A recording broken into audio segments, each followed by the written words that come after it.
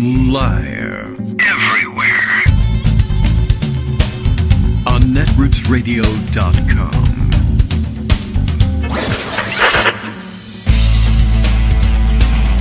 David Waldman. Kagro. In the morning. Now, here's David Waldman. Hey, good morning, everybody. I don't know what happened here. All of a sudden, I moved the microphone to get a little bit closer, normal function, and all the sound went out entirely. So I guess it was just a plug loose somewhere, but it went loose at the time when the recording was about to say, now here's David Waldman. I panicked a little bit, and then I thought, well, maybe I'll just lean in and just say hi, and if the sound just isn't running, I'll just pretend the sound is running. And I don't know. All right, well, everything then came back as I jiggled things around a little bit, technical term there. So pardon me for that, everybody. Today it's Tuesday, October 7th, 2025. Time to get started once again. Another show, October 7th, the dark date anniversary, I guess, are we in the second year? Geez, at the end of the second year of the war in Gaza, and well, how's that going, everybody? All right, okay. Well, don't mean to make light of the situation. Just what do you say to it at this point? It is kind of interesting. Donald Trump is making the rounds, insisting that there's going to be peace forever after. He totally did it himself. Everybody agreed to his terms. It's really unclear whether anybody's agreed to anything, but there seems to be some generalized agreement that everyone should be talking about progress having been made. We can only hope that that's the case. I have no particular news for you or insight on that situation, just pointing out that we're at that date. That's going to be very important to people, and whether or not anyone is to be believed about moving towards peace, couldn't tell you. I'm a bystander, I feel like, in this situation. All right. Well, there are plenty of things happening in this country, which I've observed, and which others have observed closely, and which I think they did a good job in observing, and I'd like to share them with you. I guess, first thing right off the bat, why? Not really sure, just because it happened this morning, and so it is on my mind. I happened to see Empty Wheel making a point of the fact that how did she put it? About two hours ago, she's way ahead of us over in Ireland. So, she's up early in the morning. But going back to that raid on the South Shore Chicago apartment building, it hasn't gotten much focus that the goons reportedly traveled the same way that the Patriot Front does in U-Haul vans, although this looks to be a different brand of rented moving truck kind of thing. But I'm proud to say that I think we made that part of our discussion of the situation. Was it last Friday that we gave over almost the entirety of the first hour to the Chicago raid? And I think we did make that, and I think we even got the name of the militia weirdos right, Patriot Front. It's a good point, and I'm not entirely sure what we're supposed to make of it, but I think what occurs to me is the possibility that people who were strangely familiar with Patriot Front operations, whether because there was a direct connection or they just read about it in the paper and thought it was cool or whatever, have found themselves in charge of, I guess, logistics for this raid in Chicago. Which I guess, that may be the case. It may not be the case. It may simply be the case of we need transportation. We don't have vehicles. Let's get something. What can we get? What's the cheapest thing to do? It's actually, unsafe, but I don't think that matters to anybody at this point. It's the least of our problems. But anyway, I just wanted to say, yes, it's a good point. It might mean something deeper. I'm not positive. We can't say at this point, but I can say that we did say that. So that's pretty good. It's always nice to to realize, hey, there's something that's being overlooked in large part, but not by us. Stands to reason, of course, that Marcy would spot the same sort of things, and we would spot the same sort of things. After all, we all came up together. Up to what? I don't know, but whatever it was, we did it together in years past, and so unsurprising. All right, other news. This too, just by way of messaging, I want to give this out as a free message for people to take with them. I happened to see the news about Vote Vets announcing that they were investing $1 million in the New Jersey and Virginia gubernatorial races. Everyone loves the word gubernatorial around here. I think about using it on social media, and I shy away from it because, I don't know, it's one of those words that, one of those $10 words you're not supposed to use in all these things, although I think people have gotten used to it, seeing it in the newspaper anyway. But they're investing in those two races. Why? Because they are blank year elections, right? Depending on whether I'm talking to some of the people who insist, no, don't say it's an off year election. There's never such a thing as an off year. You get my point. You know the story. Those are the two gubernatorial contests going on right now. It's, of course, a lot easier to concentrate your fire when there are two going on versus, 20 or whatever, however many there may be in the next non-off year, on year, other kind of year election. I don't expect that they'll be able to focus that many resources, that much money on each of the races. So it's good that they're doing it now, but it should be pointed out, both for this time and really for, forever going forward, I guess, since Republican presidents don't tend to give back powers seized by previous Republican presidents or Democratic presidents for that matter. But certainly in Virginia and New Jersey this year, they ought to be concentrating on it. And certainly for Vote Vets, they may be very interested in carrying this message forward. This year, next year, the year after that, every race for governor, every gubernatorial contest in the country is, at bottom, a straight-up referendum on whether or not you want your National Guard stolen from you and used by Trump or someone else, if the cheeseburger of destiny arrives anytime soon. But to have your National Guard absconded with by the president and or some of his advisors who might be impersonating him on Signalgate or something like that. Signal, no gate on that, just Signal. But yes, it's a vote to surrender your National Guard, and I think that would be a very resonant vote for people if they're undecided, or if they're in the National Guard or know someone who is, have a loved one, relative in the National Guard, just like their state and think that it would be nice if your National Guard served within the borders of your state. But that's what's happening. Now, being in a blue state, whatever that means, or having a blue governor, whatever that may mean, is also no guarantee that you won't have your National Guard stolen from you. Donald Trump is, people working for Donald Trump are making every effort to try to steal the National Guard troops of blue states as well. But having a Republican governor virtually guarantees that one of the very few barriers that stand in the way of Trump commandeering your National Guard troops is out of the way. Republican governors will give them up. Republican governors will sign them over. Republican governors will make it easy. Democratic governors will fight about it. They may lose. I don't think they'll lose in court, but they may lose in the end anyway. That's certainly an issue.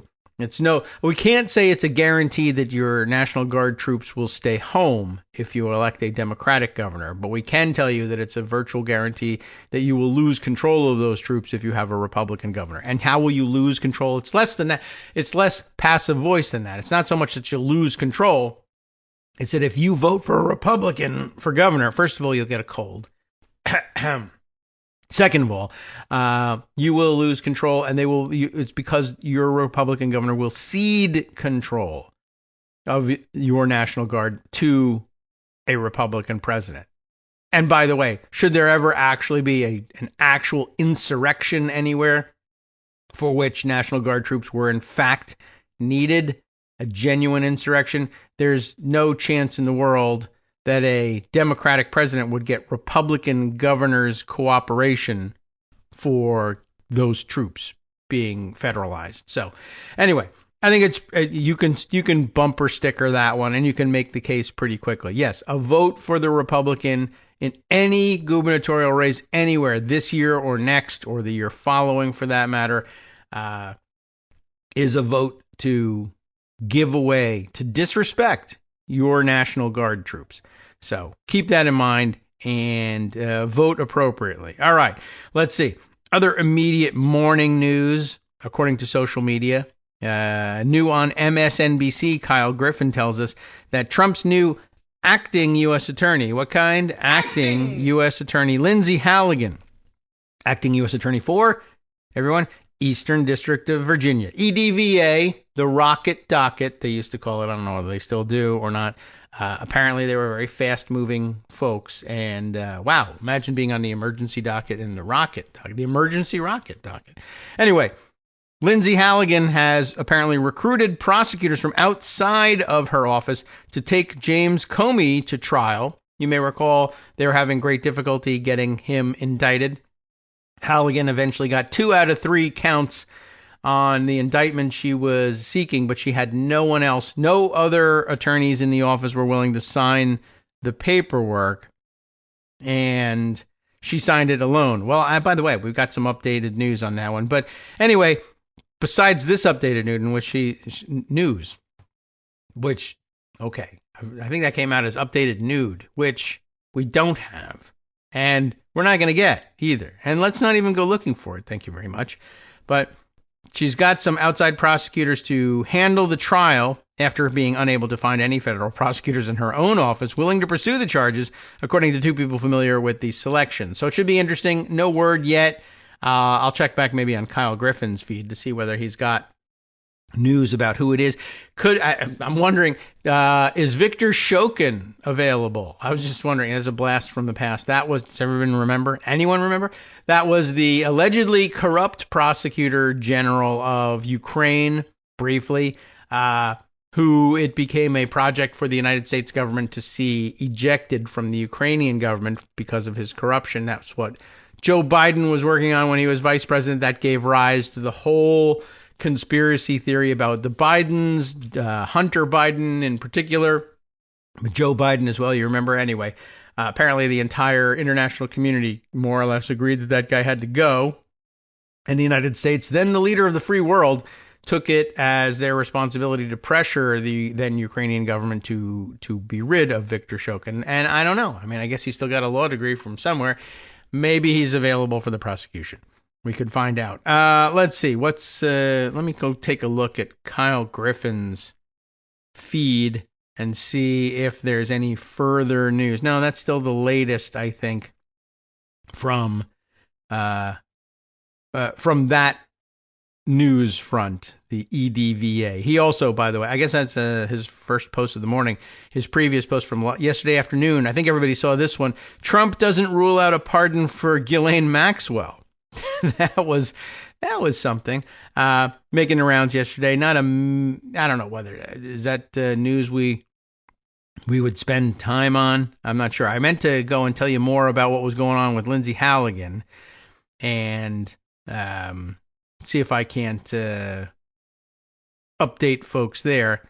But as I'm watching more and more things fly by on social media, I need to focus.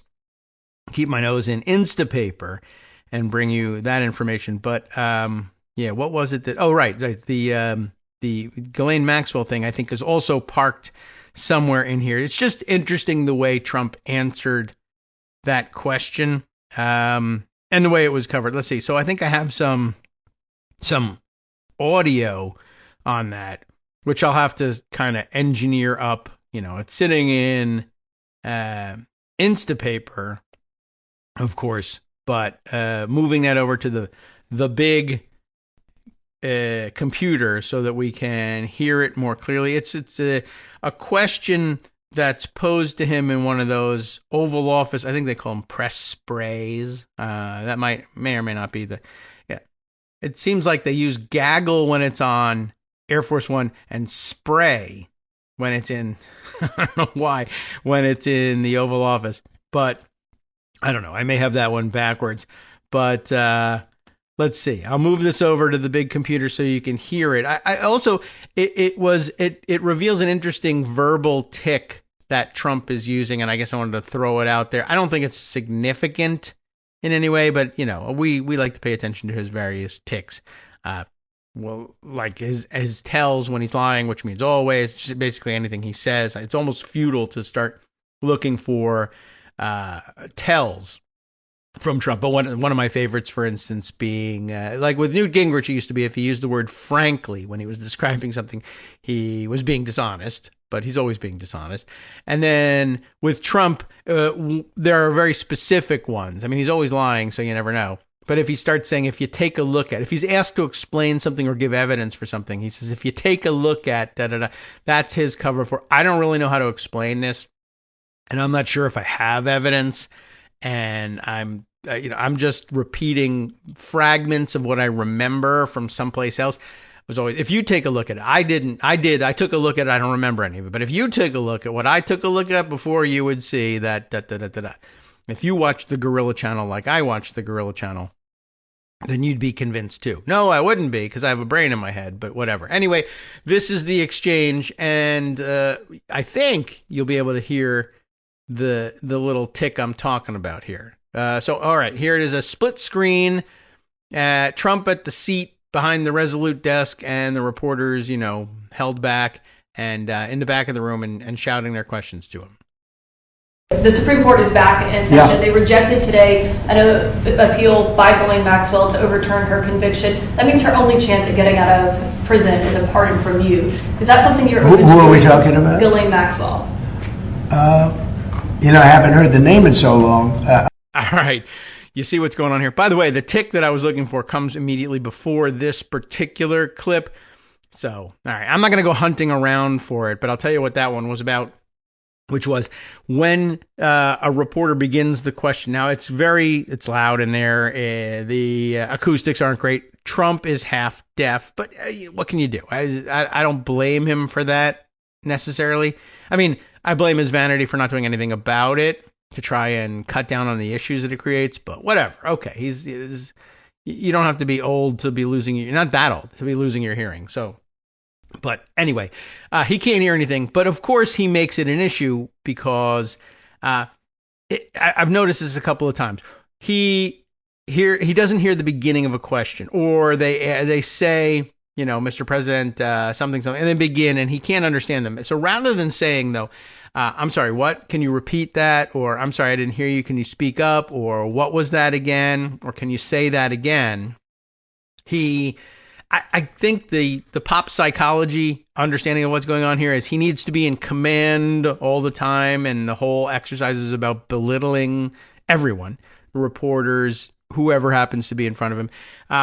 So rather than say, I'm sorry, can you repeat that? Or can you speak up? I couldn't hear you. That's a sign of weakness. I can't hear. I'm an old man.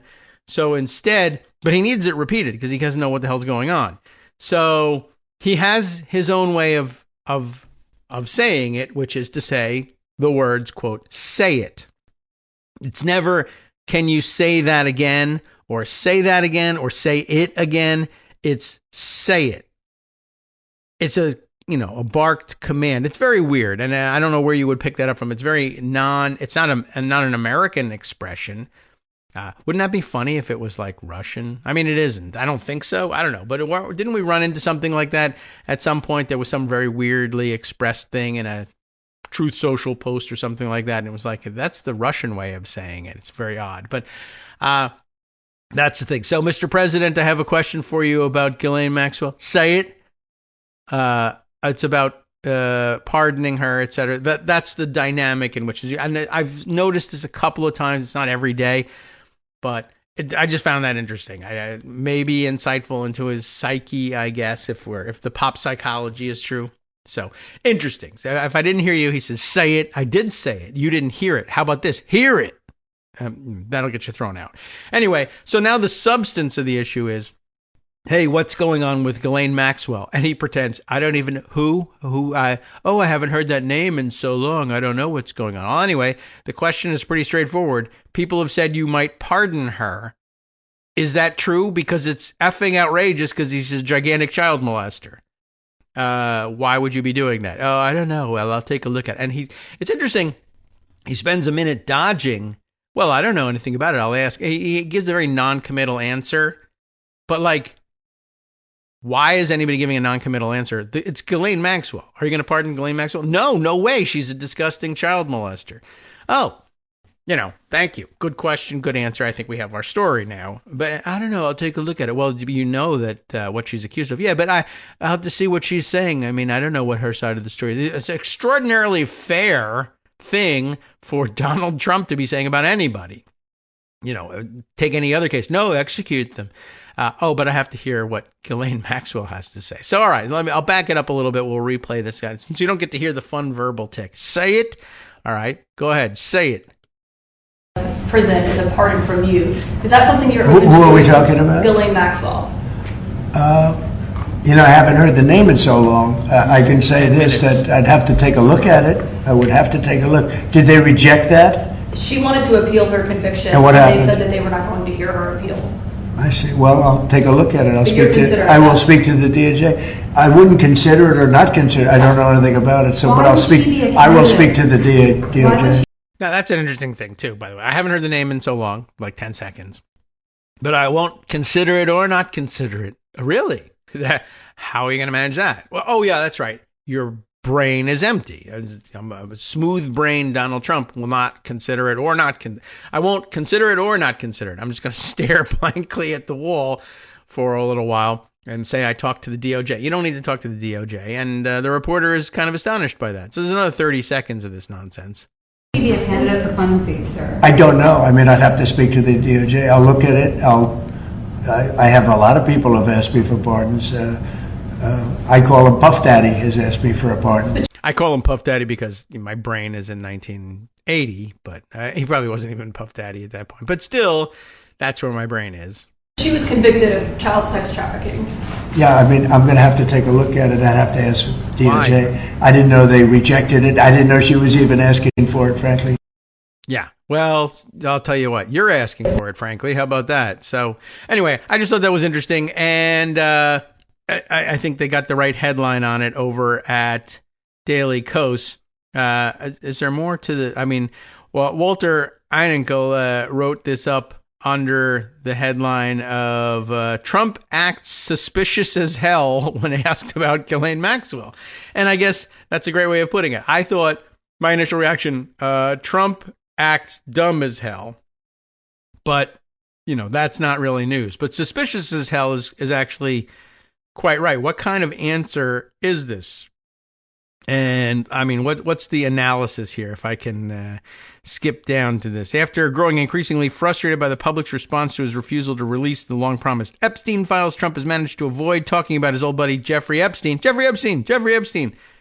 and former Jeffrey Epstein associate Maxwell for nearly 1 month. So it's totally understandable that Trump doesn't recall her name now. There's not too much more you can say about this. But I like the headline.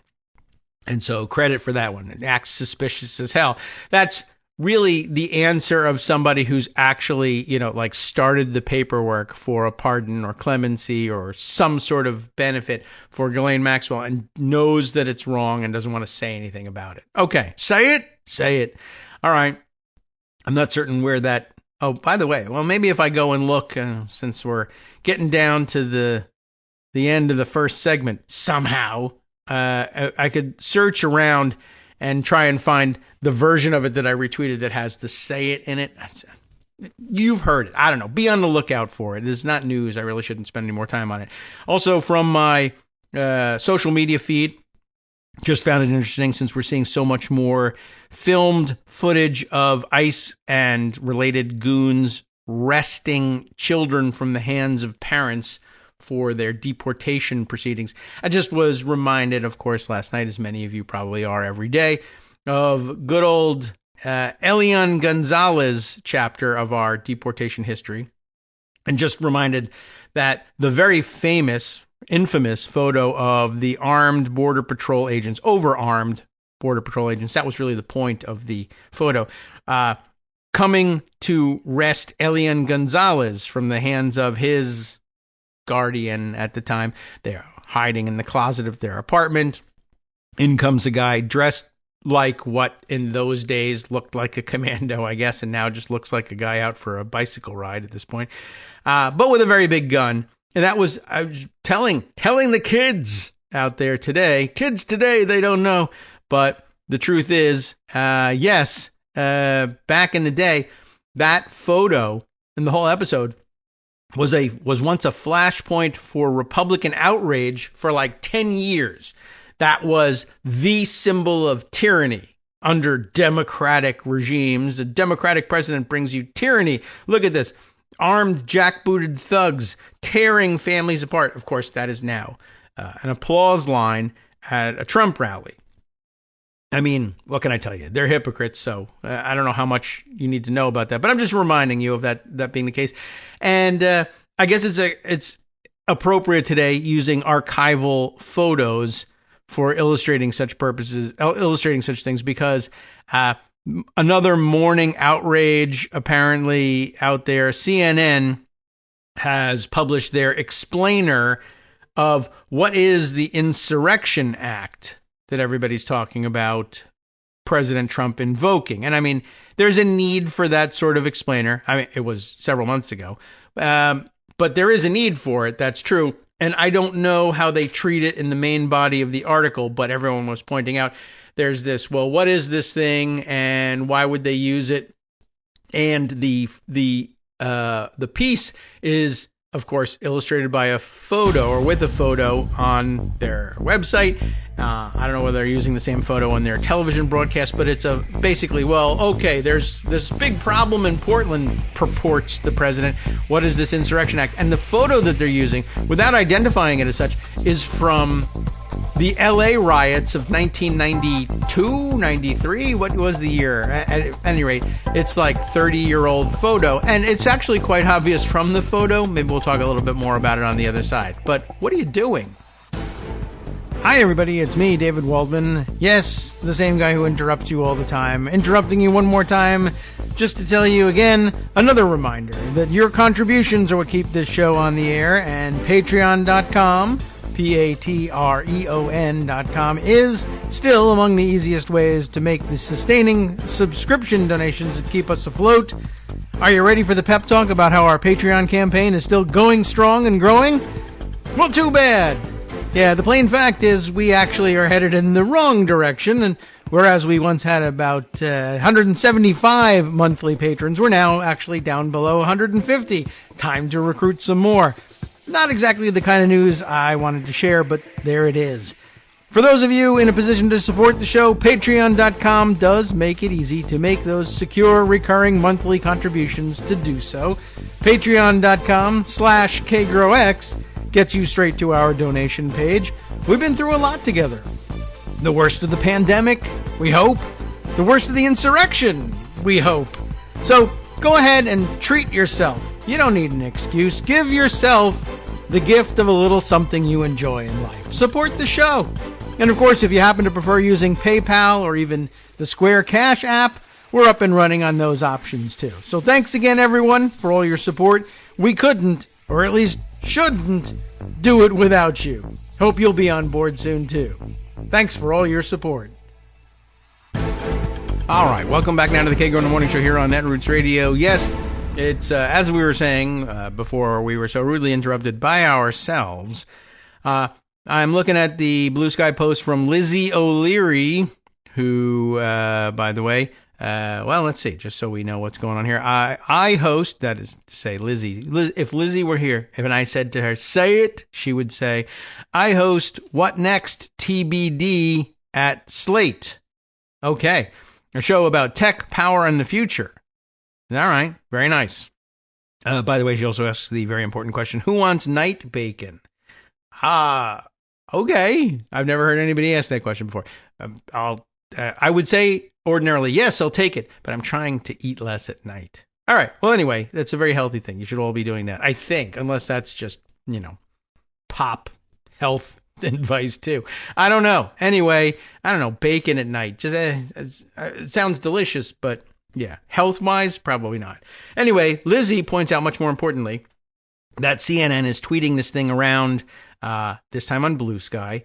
It's a helpful it's an explainer, and it would be helpful to have an explainer. I don't know how helpful this explainer is, but we'll give them the benefit of the doubt. In the article, underneath the photo, it tells you what this thing is. So that's good. I did see some other versions of this post saying, hey, you're not identifying the photo. You really should do that. Well, at least in the article, they do. They have a caption. They do the regular practice on the website. But in the social media postings, no, which is important because, some people just never bother to click on the links, right? So it would be important to spend a moment. You got the characters telling people what this thing is, or putting it in the alternative text, right? I know I'm always underutilizing alt text. So I have my own problems there. But Lizzie points out, look, this is a picture from 1992 in LA, and using it in this post and the story shows terrible news judgment. Because all the post says is, quote, President Donald Trump and his top aides are using the word, quote, insurrection more frequently to describe anti-ICE protests in places like Portland, writes Zachary B. Wolf, and then the link. And then, of course, the link pulls the photo that they chose to use at that URL to illustrate the story. So up comes what analysis? What is the Insurrection Act? And a big, full photo of a military police unit, by which I mean 2 MPs, standing next to a Humvee, and they're in their riot gear, and it's riot gear, but it's old riot gear, and they're standing in front of a burning Winchell's Donut House. Okay, so I don't know if there's any Winchell's Donut Houses in Portland or not, or whether that's limited to LA, whether that is a clue. I'm not an LA, I'm not an Angelino, so I couldn't tell you offhand. But, of course, the one city that does get mentioned in the post is Portland. And then here's a picture. And you know how news works. We're talking about Portland. Get me a picture of Los Angeles 30 years ago, right? That doesn't really click. Why is it in there? At the very least, there is an explanation. The LA riots in 1992 was apparently the last actual usage of the Insurrection Act. So there's an excuse, but you need to be a lot more careful than that. So Trump is saying, Portland is burning to the ground. So you say the word Portland, you say the name Portland, and then you show a picture of a building on fire. People are going to think that's Portland, and it isn't. Now, there are other visual clues. One, the MPs in their riot gear, although, again, they're over-equipped, it's a very dated-looking photo. They do have military assault-type rifles. That is true. And at the time, in 1992, you would say, well, that's definitely got to be military because, I don't know, were we in assault weapons ban at that point? Certainly, they hadn't popularized the private ownership of the AR-15 style rifle by that point. And they couldn't either because the assault weapons ban came and went in the period following that. But it's very dated looking riot gear, for one thing. And it's flak jackets as opposed to hardened body armor. The Humvee they're in is also very dated looking too. We now have gigantic hulking vehicles that they ride around in. The fact that these 2 MPs are both taller than the roof line of the Humvee they're standing next to is a dead giveaway as well. Then there's the Winchell's Donut House thing, and I don't know, whether those are outside LA or not. But they're also, by the way, the typeface in which the Winchell's Donut House sign is rendered is also rather dated. But if you really look at the picture and try to figure out what's going on here, let's see. For one thing, in the background is on the Winchell's Donut House parking lot sign, standing on 2, poles, elevated sign. One of the poles has one of the old school blue phone booth signs, like a public telephone sign. There's a public telephone available at this Winchell's Donut House. Don't use it. It's on fire. But it was here. And also in the background, you'll notice it is conveniently located next. I can see the phone. Conveniently located next door to a gas station. Looks to be a Shell station. And just because it's a Shell station will not explain these gas prices.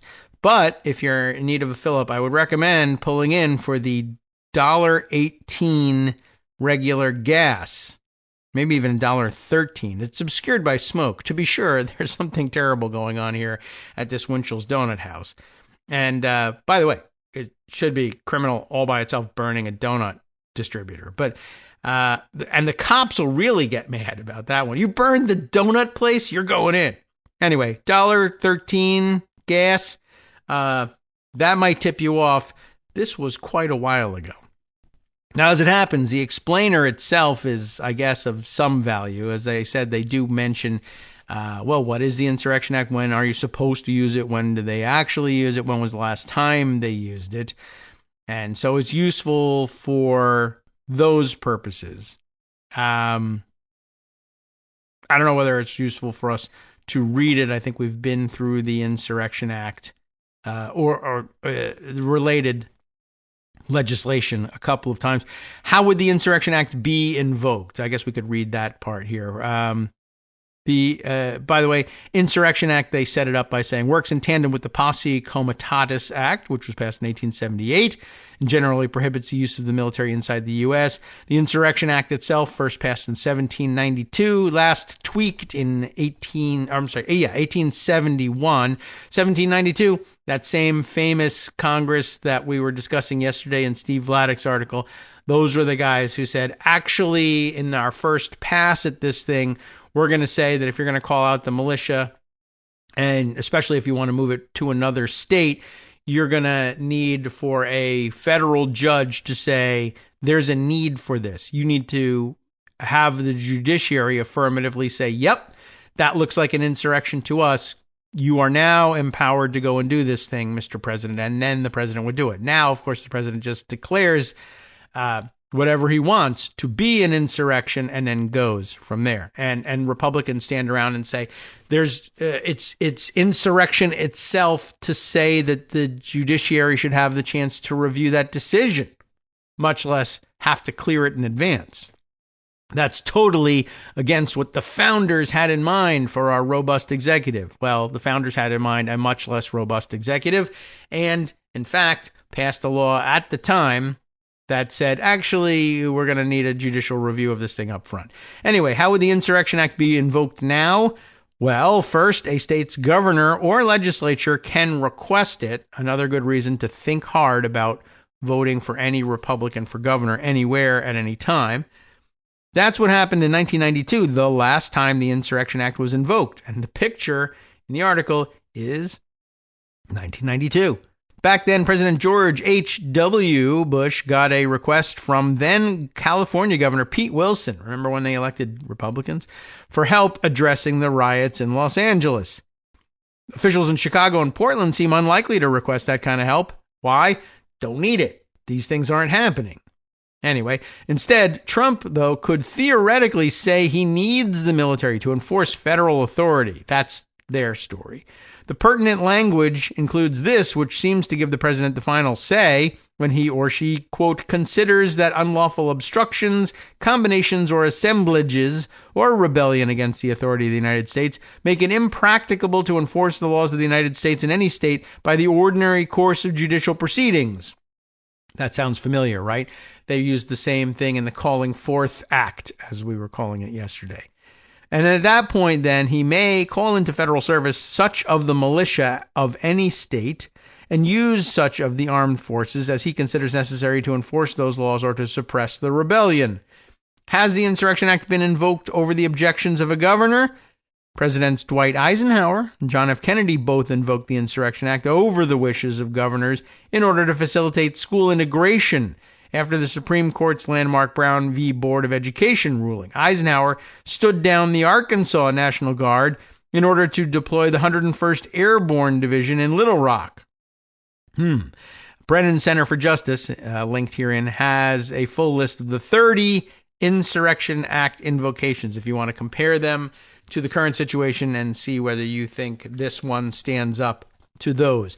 But yeah, well, What can I tell you? It's been used, but I think in the gloss of history, it seems like it has been used to better effect, and usually to safeguard civil rights as opposed to stomp on civil rights. But that's Republicans for you. That's just one of those things. I think I saw somebody pointing out the other day. It is interesting. As we're now finished, I think, for now, pointing out that, oh, gee whiz, Joe Biden was old, and maybe there were some things that he wasn't fully aware of when he was president. And if you believe that, fine. But obviously you would have to believe that about Donald Trump right now. It was just an interesting point, though. When people accuse the president of being out of it, when they accuse a Democratic president of being out of it and having his administration run by his top White House aides in his stead, they use it to do things like forgive student loans and extend healthcare subsidies and facilitate the country's recovery from COVID and invest in infrastructure and standing the economy back up on its feet. When Republican governors or Republican presidents lose it and their White House staff runs the show, they use it to kidnap naked children and zip tie them and load them in moving van trucks and disappear them and, I guess, give out maybe commutations of sentence to child molesters. So, that's not the way that person put it. I've embellished it a little bit by talking about what's in the news today.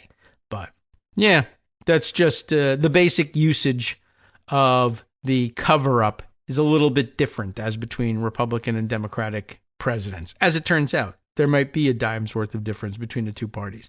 All right. Turning back now, I mentioned that I had something, and I'm going to have to scroll back in Instapaper to look for it.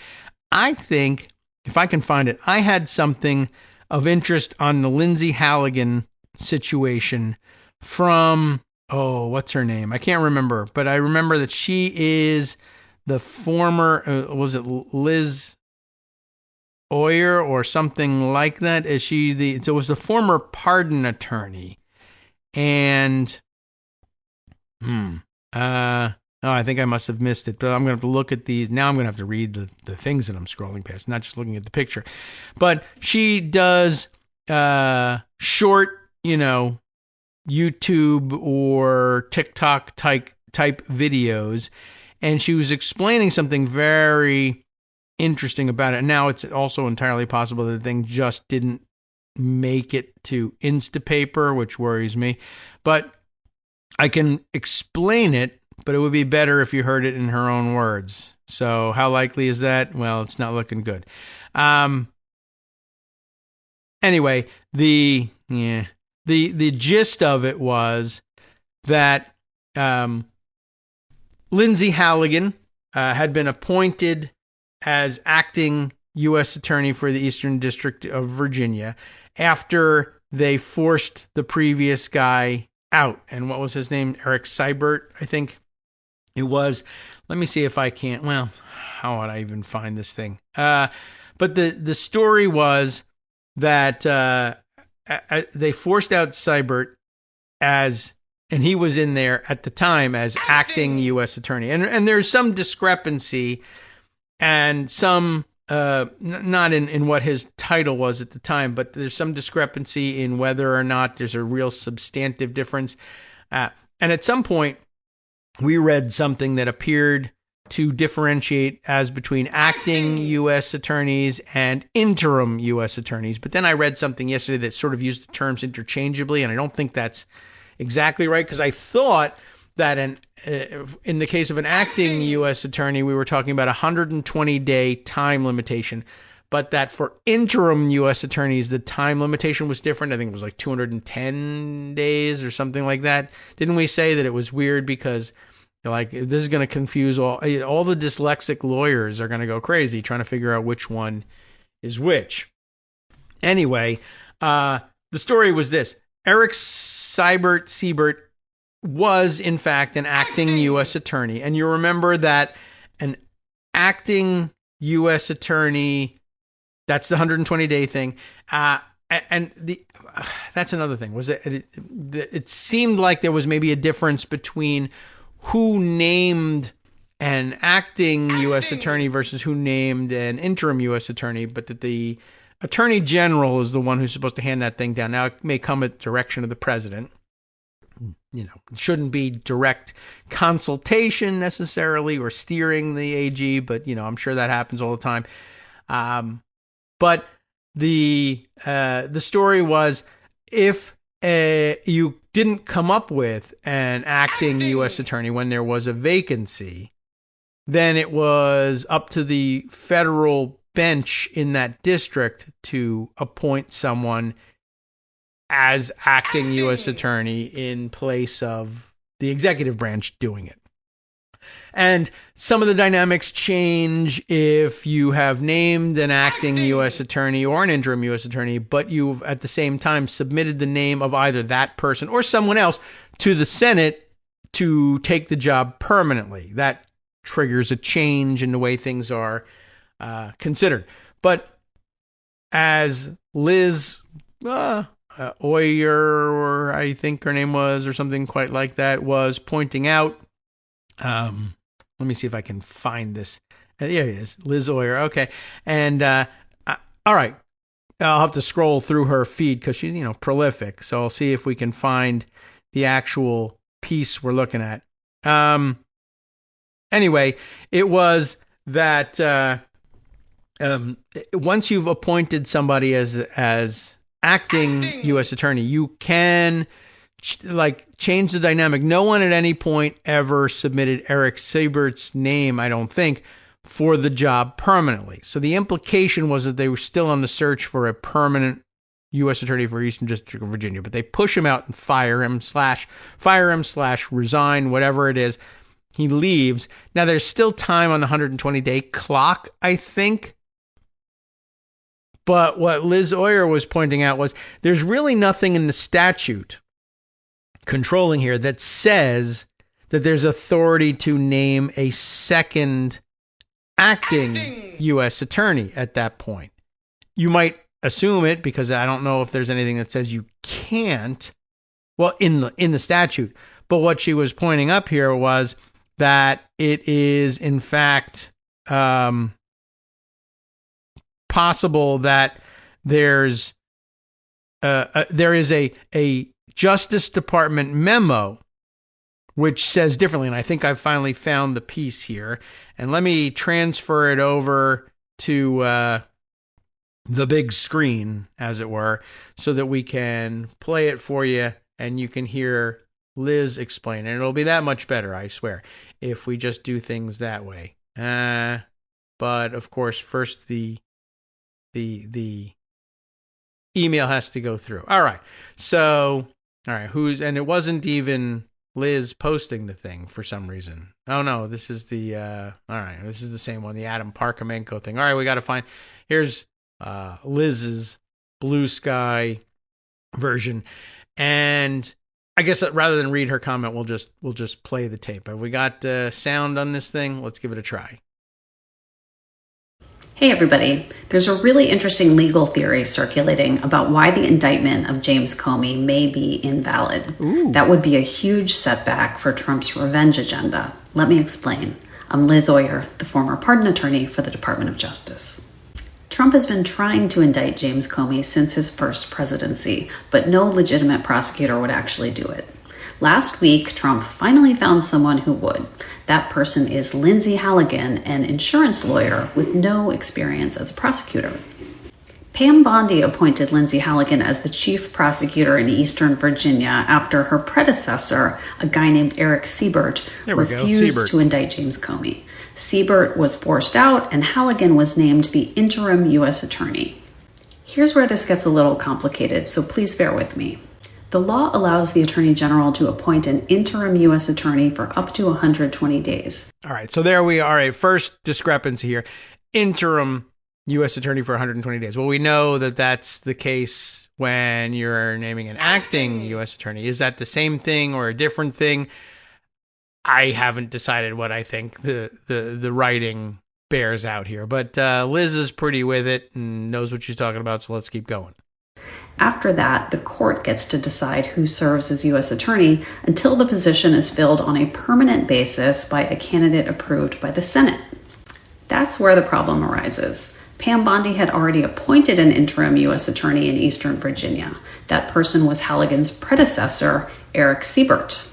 And the law does not say that the Attorney General can appoint a second interim U.S. Attorney. So that's an interesting question. Does the law permit for a second bite at the apple? It's not entirely clear that on its face that it wouldn't. But there it is, I would think, should be understood to be the case that you can't just keep appointing interim or acting U.S. attorneys over and over again and just renew the term of 120 days over and over again. That is clearly not the meaning of the law, not the intention of the law. You got 120 days to find someone permanent. And if you name them and the Senate doesn't move fast enough, then maybe you can appoint another one. But if you don't bother trying to appoint either that person or someone else for the 120 days, for the permanent position, then yeah, the judges of the federal bench will probably feel a lot more entitled and be a lot more correct in saying, I'll tell you what, we'll fill this vacancy. But they might roll over for you too. If you have put the name in permanently, whether it's the person who's serving at that moment in the interim position or the other kind of position, the judges may very well say, look, if you have nominated that person for the job permanently, fine. Or if you've nominated somebody else, but the Senate is the one dragging its feet, we might very well say, all right, well, it's our call to nominate somebody at this point once the 120 days runs out or something else happens. That leaves another vacancy. But we may very well just validate your choice if they're anywhere near competent for the balance of the time that it takes the Senate to stop dragging its feet. That is possible. And that will look from the outside to someone like Donald Trump like the president gets to put whoever he wants. Well, not really the case. But it may look the same if the president nominates someone competent that the federal bench agrees should stay in place. But a lot of it is going to depend on, did you make the nomination? Did you do your paperwork? You know how it goes with Trump and paperwork. And guess what? No indication whatsoever that Trump has named Lindsey Halligan or anyone else for the consideration of the Senate as a permanent U.S. attorney for the Eastern District of Virginia. That would have gone a long way towards fixing this problem or making it more difficult for judges to step in and fix this problem. But he just hasn't done it. So let's let Liz continue on from here. In fact, there is actually an internal Justice Department memo that says that the AG cannot lawfully appoint a second interim U.S. attorney. And guess who wrote that memo? Samuel Alito. Yes, that's Samuel Alito from the Supreme Court. All of this strongly suggests that Lindsey Halligan was not lawfully appointed to serve as U.S. attorney. And that is a problem because she is the only person who signed the indictment of James Comey. That's right. If her appointment is invalid, then so is the indictment. And it gets worse. The statute of limitations to bring charges against Comey expired on September 30th. That means if this indictment is thrown out, it cannot be fixed. Comey's lawyers will certainly raise this argument, and if the judge agrees, he could throw out the case before it even gets to a jury. Zooming out, this also has broader implications for Trump's political agenda. All around the country, he has been manipulating the law to appoint unqualified U.S. attorneys who are blindly loyal to him. I've done a couple of posts on this before. Check them out if you haven't already. He needs these sham prosecutors to carry out his revenge agenda. But it's not clear that this strategy will hold up in court. I'll keep you posted. All right. Well, I hope you will, and hopefully we'll find those things and go ahead and play them. But you know where that's happening. Alina Habba in New Jersey, John A. Sarcone III in the Northern District of New York, and a couple of other places. We brought up one of them, and now we didn't speak about it enough for me to remember the name of that particular prosecutor. But where was it? I don't know. Anyway, my guess is that there's probably a dozen or more of them in the same situation all around the country. And as they fail to bring the indictments that Trump wants brought, they'll fall out of favor and be forced out. And you might find more people in the cyber Halligan situation than you find in the Sarkozy III and Haba situation. But all of them depend on Trump's unwillingness to do the actual paperwork. He loves nominating people to acting positions from central casting, but because, of course, he hates to bother with the Senate at all and hates to lose his contests in the Senate, as he did with what's-his-face, the other guy that he wanted to make U.S. Attorney, Ed Martin in D.C., etc. There are definitely places where the Senate will stand in the way of those nominations. I did a little bit of reading about it, and it seems like there's actually room for taking a second bite at the apple. Like I said, look, they nominated somebody to the job on an acting basis or an interim basis, and they died. Right? We got to have a U.S. attorney, or at least an acting U.S. attorney for this district. But that's where the court comes in. If something like that happens, there's a provision for, we can't just walk around and stay and have nobody in this position. Well, that's not what happens. For one thing, the first deputy can step up on an acting or interim basis, or the court can appoint them, or whatever it is. But there's a backup, so there's never going to be a long-term vacancy. That's not the issue. But I suppose if somebody were to resign or die, I don't know, if you create the situation by firing people on a serial basis, that I might not credit for allowing you to have a second bite at the apple. But if through no fault of your own, it turns out that there's a vacancy again, all right, fine. But all we're asking for is, I want you to nominate somebody on a permanent basis. And that would at least give the federal bench there the opportunity to defer to you by saying, all right, the power to appoint a new person for this position does fall to us, but we'll do you a favor. We'll nominate the person that you nominated. If you just tell us who you want on a permanent basis and they're anything close to competent, we'll accept that. We're willing to work with you on that. But if you're just going to nominate clowns over and over again, well, we're going to ignore your claims to have nominated these clowns, and we're not going to give you a second bite of the apple. So anyway, very good point made by Liz there. There's only one signature on Comey's indictment, and if it's invalid because she can't possibly be what she claims to be, the U.S. attorney or the acting U.S. attorney, well, that's going to cause problems for that indictment. And since the statute of limitations has run out, you're a free man. All right, welcome back now to the Kagro in the Morning Show here on Netroots Radio.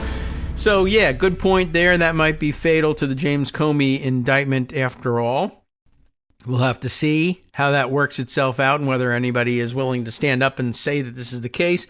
And by the way, I guess now that we have the news that there are other prosecutors been hired on the case, you might think, all right, well, that would save it. But no, the indictment has been filed. These new prosecutors' names are not on the paperwork, and it's too late to generate new paperwork. So, that could very well be fatal to it. Plus, of course, who hired these new prosecutors from outside the EDVA? If the answer is Lindsey Halligan, but Lindsey Halligan doesn't have the authority to do it, are they hired? I don't know. They could probably cover for that by saying, well, someone else will hire them, or I'll hire them now. There's no statute of limitations for hiring them. So anyway, I don't know how much trouble that causes on that front, but it does perhaps create a fatal flaw for the Comey indictment. By the way, James Comey, you might imagine, has access to some pretty high-powered legal counsel. He might know a couple of really skilled practitioners. And he does, and he's got one, and it's Patrick Fitzgerald. And do you all remember Patrick Fitzgerald? You should.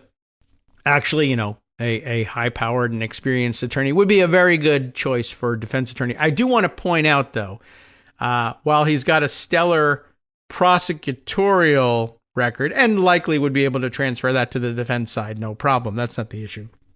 I do want to point out that though he's had tremendous success in some very, very complicated and very, very important high-level cases, his biggest failure, if it could be said to be, his fault, is his record is a little shaky when it comes to delivering high-level constitutional justice to Republican presidents who have, I think, facially violated the Constitution and the laws of the country, and to the extent that it would be viewed as high crimes and misdemeanors. He hasn't been able to land that fish so far. And I mean, Comey and Fitzgerald are essentially from Republican land, and I think that's fairly well acknowledged. And then, golly, are we ever going to get the Fitzmas out of Patrick Fitzgerald? Are we going to get Christmas from Patrick Fitzgerald? Not when it comes to George W. Bush or Scooter Libby or anything like that, it turns out. Well, what about Robert Mueller? He'll certainly, it's great to have somebody from the other side do this so they can't be accused of bias. Well, they're going to be accused of bias anyway. But they never seem to be able to land the Republican presidential fish for sure. So I don't know. That's not what's at stake in this one, though. I think they'll be pretty adept at getting another Republican off the hook, though. That seems to be their specialty. And that's where Comey comes from. I know he's not on Trump's side, and that seems weird, especially from the outside, as being Republicans. But we're always reminded, well, 2 out of the 3 people I named here, Mueller, Comey, and Fitzgerald, 2 out of the 3 of them were actually directors of the FBI. And in case you're wondering, well, are they Republicans? Because they're so outspoken against Trump these days. To the extent that somebody like that ever will be outspoken against Trump, you might think, well, maybe they weren't. But then you remember, oh, well, there's never been a Democratic nominee, or never been no Democrat ever confirmed ever as director of the FBI. Every director of the FBI, how could that be? There are Democratic presidents during time. Yeah, and they would hold over whoever the Republicans prior to them had nominated, because it's a 10-year term and they didn't want to rock the boat that way. Plus, sometimes they renominated them, but it was always almost always an effort to try to bring Republicans in and reach across the aisle. Well, look, we're so fair that the top law enforcement officer of the country, the director of the FBI, arguably maybe not the top, but at the top, near the top, why? It's a Republican. Isn't that something? Now, they will almost always, of course, get their own nominee for Attorney General, who's ostensibly the boss of the FBI director, kind of, sort of. But they're very big on the kind of, sort of part of that and give people independence. Just one of those little ticks. And just like we had up until the Clinton administration had never had a Democrat in charge of the Department of Defense either. So anyway, and even that didn't last all that long. So, okay, it's just a little side note, political lesson along the way. Okay, other information socked away in Instapaper that I can and should share with you. There's a lot. Let's see.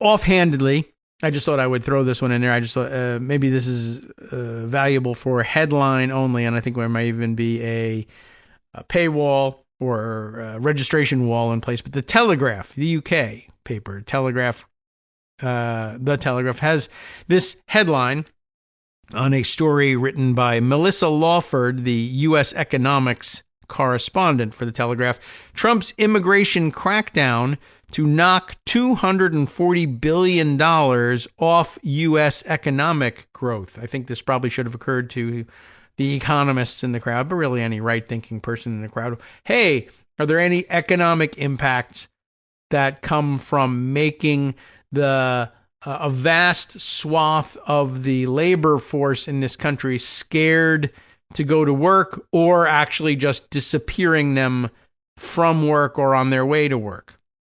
Yes, is the answer. The impact of mass deportations on population size to hit spending and threaten labor shortages. So all sorts of impacts there, not just the fact that you're throwing your laborers out of the country or making them afraid to go to work, but you're also removing them as consumers from the economy. And that's not great either. So Anyway, just want to, without bothering with the longer explanation, I could get it for free if I enter my email address for 7 days website access. But I'm not going to bother with it. I think the headline does the job. Good thought over at the Telegraph to pursue that line of reporting. Not good enough for me to, go much further into it. But not only was it a good idea for them to report it, but they reported it extremely efficiently. I think we all get the idea just from the headline, which is a rare thing. So I hope we got the right story from it. All right. Other administration news. As it turns out, this is the administration run by about 5 people or less, because there's another situation in which Trump has nominated someone to the job who already has a major job in their administration, because the man does not get out much. He's in a bubble. We joke about the Gorilla Channel and people manipulating him with AI and showing him the information he needs. And of course, that he never goes out anywhere except to another Trump property. And this has its impact. And one of the ways that's not discussed a great deal is that, 5 people run this administration, some of whom have never cleared any, Senate confirmation whatsoever. But in this case, Trump's new, what he calls his CEO of the IRS, the IRS commissioner. He calls him CEO because I'm a businessman and I only understand business. And what's this word? Commissioner? It's commissioner. Anyway, it's the CEO. Trump's new IRS CEO. Who is it? It's the guy who already is the head of the Social Security Administration, Frank Bisignano. And the name might be familiar to you. It came up a couple of times when we were reading the story of how Dodgy and Leland, Leland Dudek, ended up collapsing the place under the weight of their own hubris. You remember. But anyway, he ended up being the Social Security administrator. And now he's going to run both agencies. Why? I don't know. He couldn't think of anybody else, I guess. Frank Bisignano will run both agencies, though, by the way, Treasury Secretary Scott Bessent, depending on who you're talking to, will remain who? What job will he remain in? He will remain the acting IRS commissioner. So I don't really know what that's supposed to be about. Why would he remain that? But there you have it. So the Scott Bessent, not only does he have 2 different ways of pronouncing his name, and he told me I could use the other one, but he has 2 jobs in the administration, like Marco Rubio, who's the head of like 15 cabinet departments. Now this guy too. Anyway, I find that weird. Also, I find weird the photo of him making this introduction in the Oval Office, Trump with his blank stare and puffy chameleon eyes staring off at nobody in particular, and also right behind him still the World Cup Club Championship trophy, just still sitting there on an end table and display, even though he stole it from FIFA. Anyway, Jacob Bogage, Merrill Cornfield, and Hannah Nathanson on the piece for the Washington Post. The Trump administration has found this is another reason why I wanted to read you this one, has found its 7th leader for the Internal Revenue Service since the start of President Donald Trump's 2nd term. I don't know how many he went through in his first term, but sometimes I guess we are numb to the idea that this is his 7th. Well, that must mean his first term too, which would still be an outrageous number. But it isn't. It's just for his 2nd term. His 7th head of the Social Security Administration. Oh, I'm sorry. The 7th head of the IRS. And who is this person? It is the current head of the SSA. What's his name? Bisignano.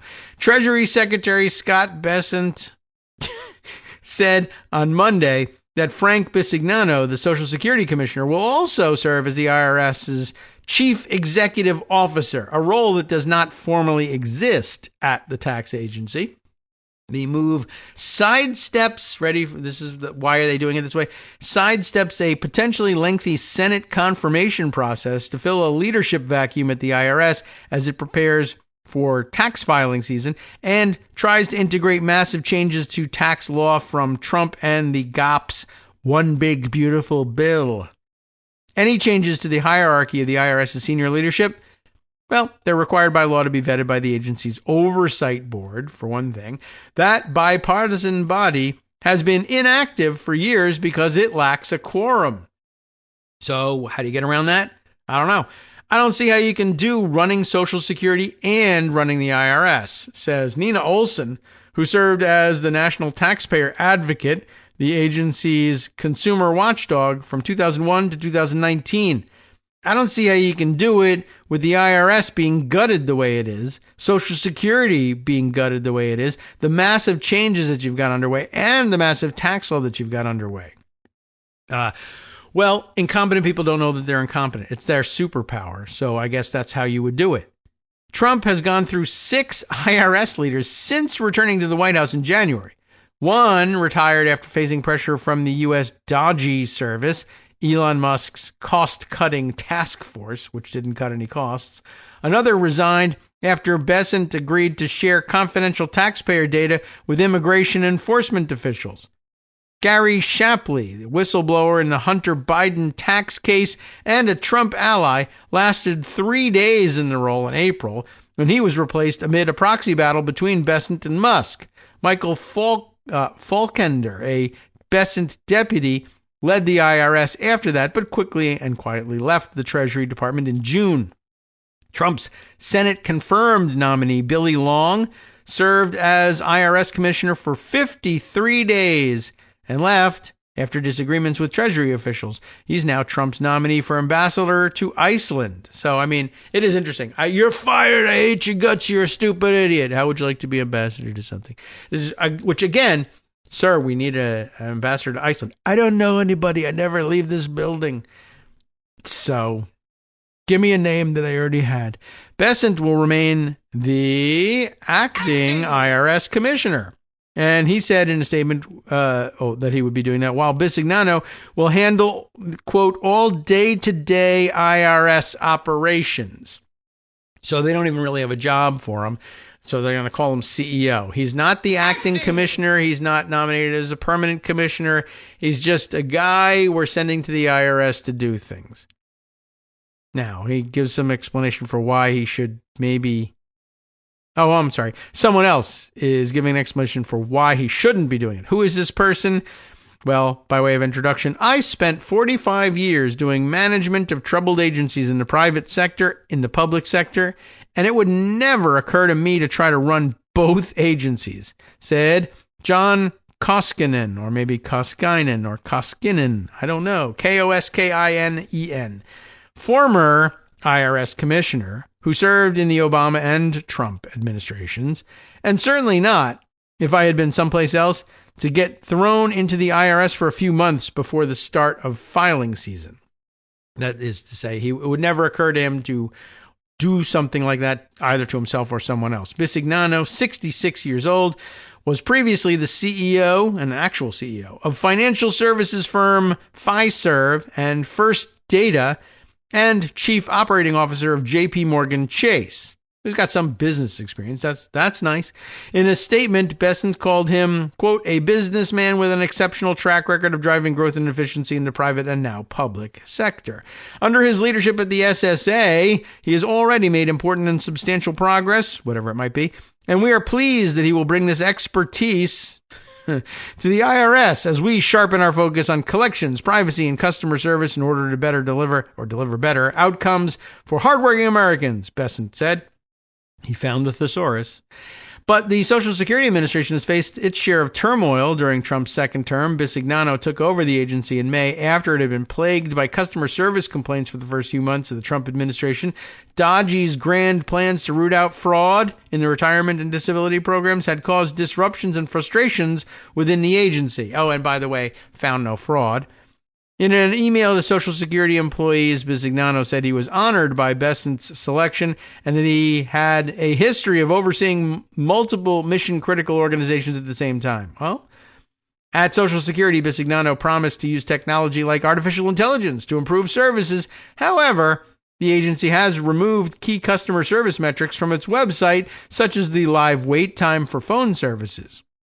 Bisignano told lawmakers he thought the public metrics might discourage people from calling.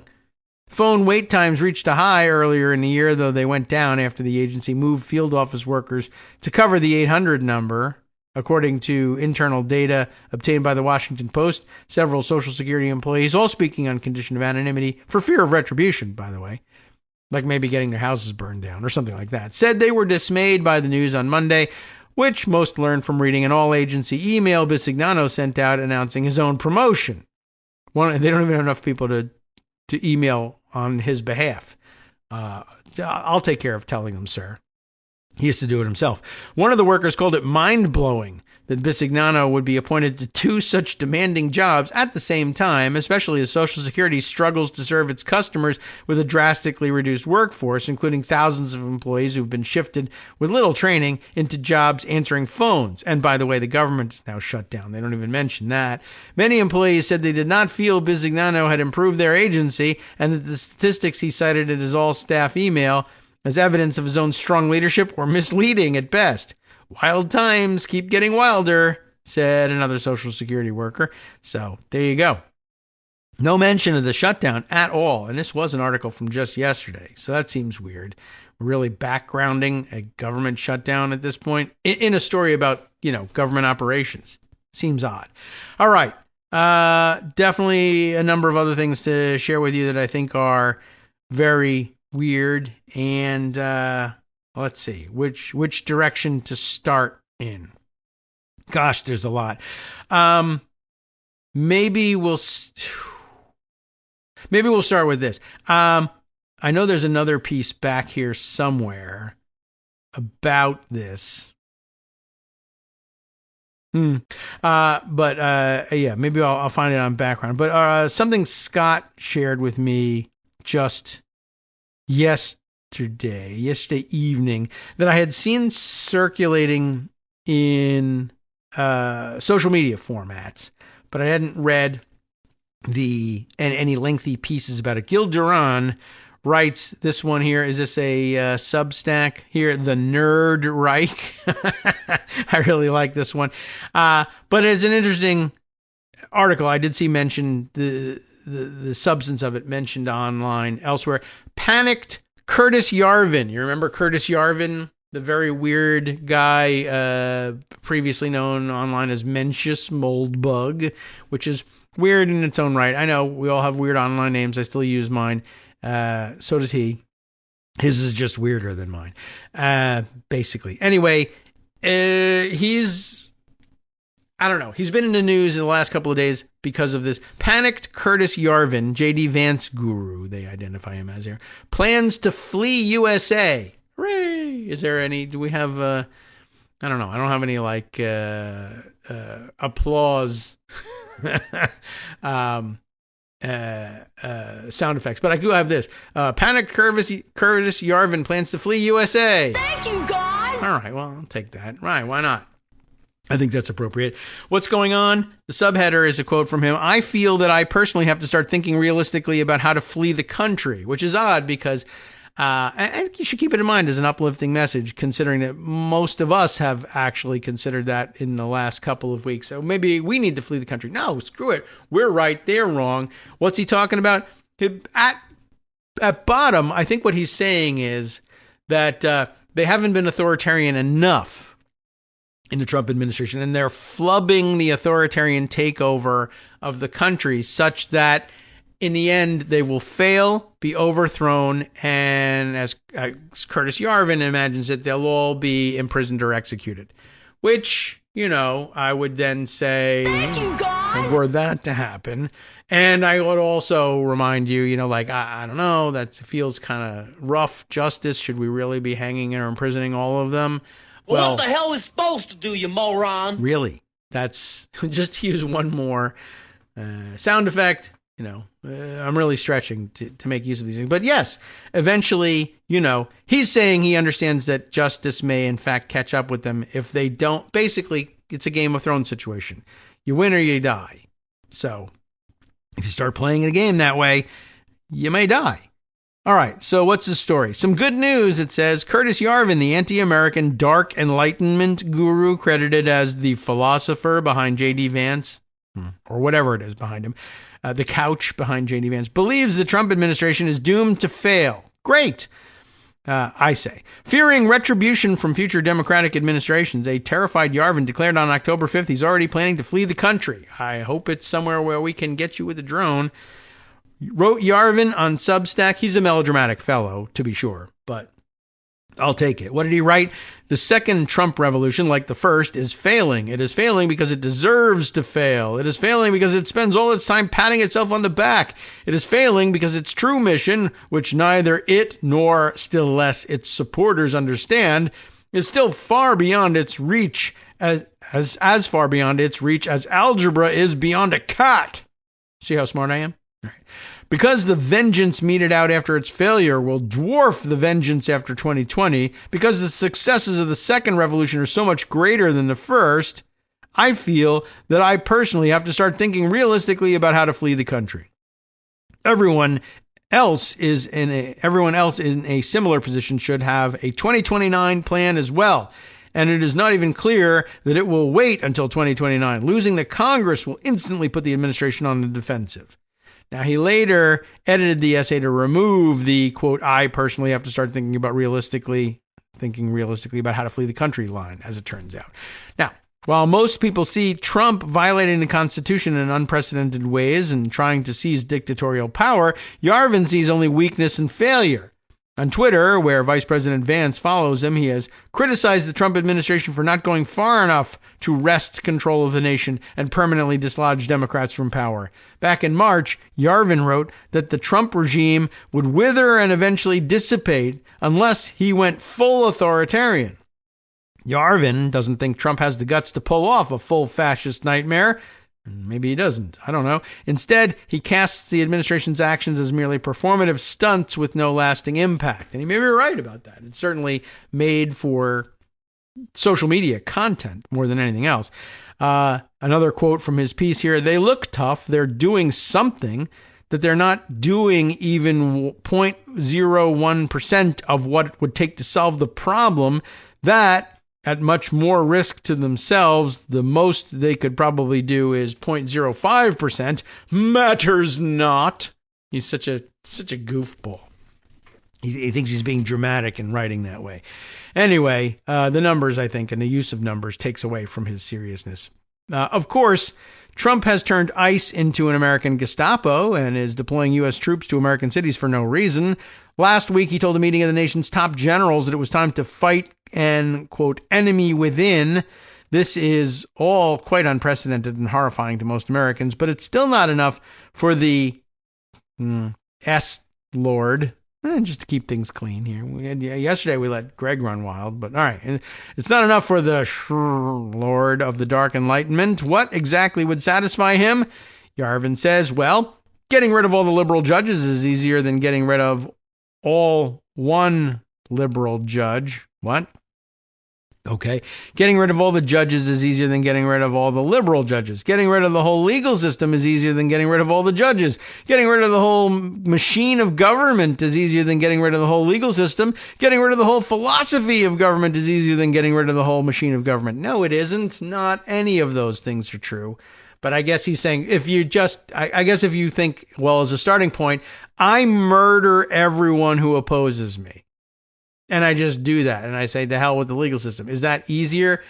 Well, it's easier for you to reach that conclusion. It's easier for you to encourage that as a solution. And it might even be easier to get dumb people who follow you to do murders than to reimagine the government. That part, I mean, would that be easier? Yes. Would it be easier for you to actually succeed in that and survive and not just simply be dragged out by your hair and murdered yourself? No. No, it would not. But, since you're just imagining that there's no opposition to you, sure, go ahead. I mean, it's overweening crap. He's a very superficial and stupid person. I think that's pretty plain. But of course, he's got very bushy hair. So he's an intellectual. I don't know what makes people think he's an intellectual for these purposes. Nothing less than a full-on destruction of the United States can sate his thirst for power. That seems to be the case. Yarvin, clearly feeling paranoid and pressured, has experienced significant reputational decline in recent months. Notably, he has become the target of mockery and scorn. How could that happen? From fellow right-wingers, in fact, who see his approach as a political dead end. One big problem at the heart of Oh, by the way, the answer to everything is murder all political opponents, whoever they may be. And in fact, the murder you're contemplating is too small. You got to upscale the murders. Ezra Klein says he's doing politics exactly right. Probably. I don't know. Anyway, we'll leave Ezra out of it. One big problem at the heart of Yarvin's ideology, if you think it is one, is a curious assertion that the USA is one big historical error and the world would have been better off if England had won the American Revolution. Such trolling arguments may please the ears of Peter Thiel, I don't know why, and J.D. Vance, I don't know why, but they are a hard sell to the general American public, as our 250th anniversary, of course, comes up. As any campaign intern knows, last month, notorious right-wing propagandist Chris Rufo tore into Yarvin on Twitter. Would you like to hear how that went? Well, you'll have to wait until after the break, so I'm not going to be able to fit it in, but we'll come back after this 2-minute pause to tell you more about what the idiot Curtis Yarvin experiences. Sup fam, it's your boy Darwin, aka Darwin_Darko, aka the most reasonable man in America, aka KITM's senior black correspondent. You might remember me from such recordings as Spacemen vs. Space Cadets and We Need to Talk About Joe Biden. Today, I want to bring you good news about that thing you've been struggling with. Do you suffer from giving too much of a damn? Do you turn on the series of tubes and find yourself outraged at the particular way some news organization strung some sentences together only to realize, nope, this is not some fictional hellscape? Well, guess what? You no longer have to accept the life of giving too much of a damn. You can do something about it, because even you, yes you, can be a show contributor. Now I know what you're thinking. Hey, Mr. Most Reasonable Man in America, I'm not some professional podcast talking guy. Don't worry about it. Do you have a smartphone or some other electronic recording device? Well, that's all you need. You too can have a segment where you can read us an important article and give us your take. Read one of your own original essays, or even just give us your commentary on something you'd like to share that's important to you. Fair warning though, side effects may include general punditry, having opinions and hot takes, getting stuff off your chest, and hearing your own voice.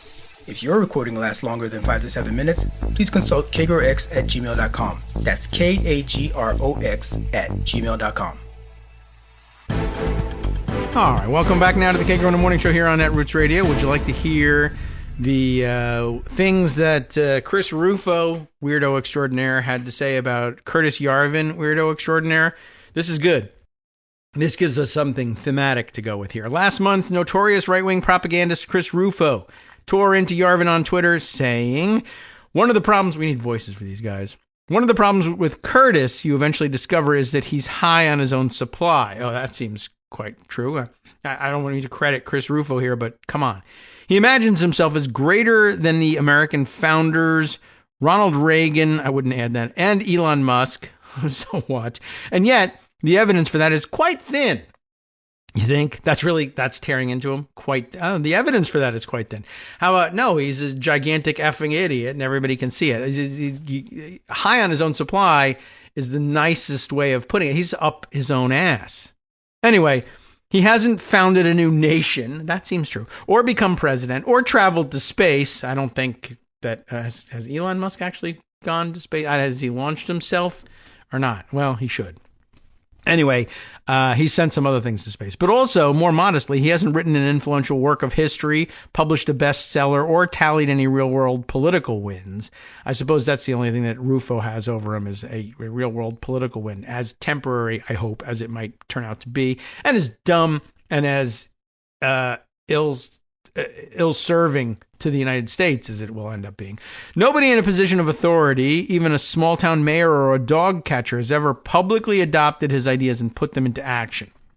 Note, Rufo's claim that no one has adopted Yarvin's ideas is false. Elon Musk's dodgy, among other things, was inspired by Yarvin. And, of course, J.D. Vance listens to him, so maybe. Rufo compared Yarvin to a Berkeley professor who burned out on acid in the 1960s. That might be a good idea. And described his ideas as a complex of demoralization, resentment, and hubris. He imagines himself capable of repealing the last 250 years of American history, But behind all the obscure allusions and insistence of his own genius, his actual theory of political change is reducible to a meme, wrote Rufo.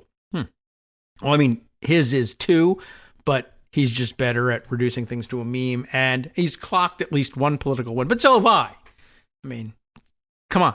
Anyway, other far-right figures, including Richard Hanania, have also regularly mocked Yarvin on Twitter. Yarvin has done his best to slap back at his critics with his usual meandering screeds, but last week he finally caved by announcing he would mostly stay off Twitter for the rest of the year.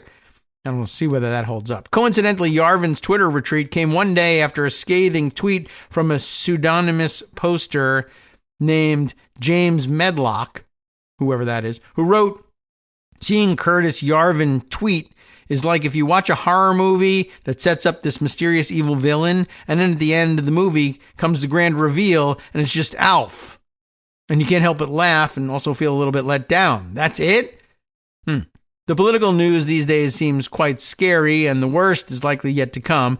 On the bright side, one of the main architects of neo-fascism believes the project is doomed and he's plotting his exit. The big question, which faraway country will Yarvin choose as his new home? Dubai, Russia, Kazakhstan? All these choices seem quite harsh compared to the Tony neighborhood in ultra-progressive Berkeley, where Yarvin does, in fact, currently live, in case you were wondering why the comparison to a Berkeley professor, in a very expensive craftsman house. Maybe this story ends with Yarvin discovering the charms of modern liberal democracy after all. Who knows? Okay, and he's probably... honestly, I mean, Chris Rufo makes a pretty good case. I don't know if this was the point, but it makes a pretty good case. Do we really need to bother pursuing him for hanging or imprisonment? I wouldn't mind. It would keep a lot of other dumbasses quiet. But, there are others who should come first. All right, I said there was something thematic to this, and I don't even know what the theme is. But, I do have an idea where we could go next. Do I have it in easy access to it on in Instapaper? And I think I got something here from the New York Times that will help with it. But there's also something parked in my email, which I think ought to be put on the record. And let me see if I can find it in email. I noticed something from The Hill. Let's read the full story from The Hill, and then we'll follow up with something from the New York Times about the theme being factional warfare here. Murdery Trader Green is in the news quite a lot. She's not giving up on the discharge petition thing and is very angry about the delay in getting that underway, et cetera, et cetera. Epstein files, Jeffrey Epstein. So we'll take that for what it's worth. The Hill reports Green, quote, disgusted if healthcare tax credits expire and premiums double. It's an interesting new front in her campaign here. Sarah Fortinsky writes this up for The Hill, and this is what we got. Murdery Trader Green signaled a willingness to negotiate with Democrats on their health care demands, whatever they may be, breaking with her party on an issue at the core of the government shutdown standoff. I shouldn't say whatever they may be. They're pretty clear about what they want on the Democratic side. It's whatever, I don't know what Murdery Trader Green thinks those demands are or how they work, but it's interesting that she's taking notice. In a lengthy post on the social platform X, you ever heard of it? Green said she's, quote, absolutely disgusted that health insurance premiums could double if the Affordable Care Act tax credits expire, even as she stressed her strong opposition to the Obama-era legislation and to health insurance in general. It's a little incoherent, but, where incoherence could possibly work to our advantage, I guess we got to take it. We're never going to get rid of the incoherence. So here's what's happening. The quote begins with, but I'm going to go against everyone on this issue. And she's not joining anybody. She's going to have no allies. Because when the tax credits expire this year, my own adult children's insurance premiums for 2026 are going to double, along with all the wonderful families and hardworking people in my district, Green wrote in the post. Green made clear that she does not support giving health care to immigrants, but That's not an issue. Lacking permanent legal status in the U.S., a frequent GOP characterization of the Democratic position. Thank you for noting it that way. But she said she is committed to solving the issue for Americans. So, okay, how so? No, I'm not towing the party line on this or playing loyalty games. I never really have settled, and I don't know if anybody has ever settled it, which version of towing the line we were talking about here. But she's going with the TOWING towing. Okay. I'm a Republican, and I won't vote for illegals to have any taxpayer-funded health care or benefits, Green said. I'm America only! 3 exclamation points in capital letters. I'm carving my own lane, she continued, and I'm absolutely disgusted that health insurance premiums will double if the tax credits expire this year. Green, who has broken with her party on several key issues in the past, slammed her fellow Republicans for failing to try to find a solution to the looming healthcare premium increase, saying the country should prioritize that issue over funding for Ukraine and Israel. I'm not sure the parallel is a great one, but why not? I'll take the tension anyway. Not a single Republican in leadership talked to us about this or has given us a plan to help Americans deal with their health insurance premiums doubling, the Georgia Republican wrote. Well, she may have a point here. Ring the alarm bells. All our country does is fund foreign countries and foreign wars and never does anything to help the American people, she added. It is absolutely shameful, disgusting, and traitorous that our laws and policies screw the American people so much that the government is shut down right now fighting over basic issues like this. I mean, she is only the most basic childlike grasp of what's happening. But the health insurance thing, I know they hate the Affordable Care Act, but the truth is it's going to kill them all. And I guess she's the only one willing to say, hey, this is going to suck for all of us. Green said she is in Washington this week, even as the House canceled votes while the Senate continued to take up the House-passed continuing resolution, and she's open to discussing the issue. Now, a lot of them are in Washington, although a lot of them are in Washington because this was where they were leaving from to go on a Republican retreat. I don't know whether that means she didn't go on the retreat. I wouldn't if I were her. But anyway, that's why some of them are in Washington, despite the House not being in session. And one more posting. Again, all capitals. Ready for this one? No funding for illegals and any benefits for them, but we have to do something about the absolutely insane cost of insurance for Americans, she wrote.